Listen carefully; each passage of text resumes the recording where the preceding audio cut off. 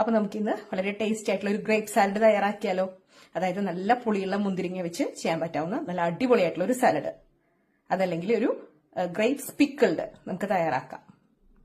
നമുക്കിന്ന് നല്ല pickled grapes ഉണ്ടാക്കാം. അതായത് നിങ്ങളുടെ കയ്യിൽ നല്ല പുളിയുള്ള മുന്തിരിങ്ങ ഉണ്ടെങ്കിൽ, വെറുതെ കഴിക്കാനായിട്ട് ബുദ്ധിമുട്ടുണ്ടെങ്കിൽ ഈ ഒരു രീതിയിൽ ചെയ്ത് നോക്കൂ. നല്ല അടിപൊളിയായിട്ട് നമുക്ക് കഴിക്കാനായിട്ട് പറ്റും. അപ്പം ഞാനിവിടെ കുറച്ച് മുന്തിരി എടുക്കുന്നുള്ളൂ.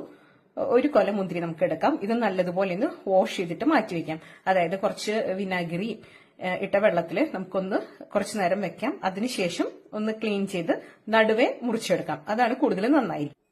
അപ്പൊ മുന്തിരിയൊക്കെ കഴുകി ആ ഒരു വൃത്തിയാക്കുന്ന സമയം കൊണ്ട് നമുക്ക് ഇതിലേക്ക് വേണ്ട തയ്യാറാക്കാം. ഇവിടെ ഒരു ബൗൾ എടുത്തിട്ടുണ്ട്. അതില് ഈ ഒരു ചെറിയ ടീസ്പൂണില് 2 ടീസ്പൂൺ അളവില് പഞ്ചസാര ഇട്ട് കൊടുത്തിട്ടുണ്ട്. ഇതിലേക്ക് പഞ്ചസാര എടുത്ത അതേ സ്പൂണിൽ തന്നെ ഒരു 1/4 ടീസ്പൂൺ അളവില് സോൾട്ട്, ഞാനിവിടെ പിങ്ക് സോൾട്ട് ആണ് യൂസ് ചെയ്തിരിക്കുന്നത്. ഇനി നമുക്ക് വളരെ തിന്നായിട്ട് കട്ട് ചെയ്ത ഒരു പച്ചമുളക് ചേർത്ത് കൊടുക്കാം. ഓരോരുത്തരുടെ എരിവിനനുസരിച്ചാണ്. നല്ല എരിവുള്ള പച്ചമുളകാണെങ്കിൽ പകുതി ചേർത്താലും മതി. ഒരുപാട് എരിവ് നന്നായിരിക്കില്ല. അപ്പൊ ഇതൊന്ന് വളരെ തിന്നായിട്ട് കട്ട് ചെയ്ത് ഇട്ട് കൊടുക്കാം.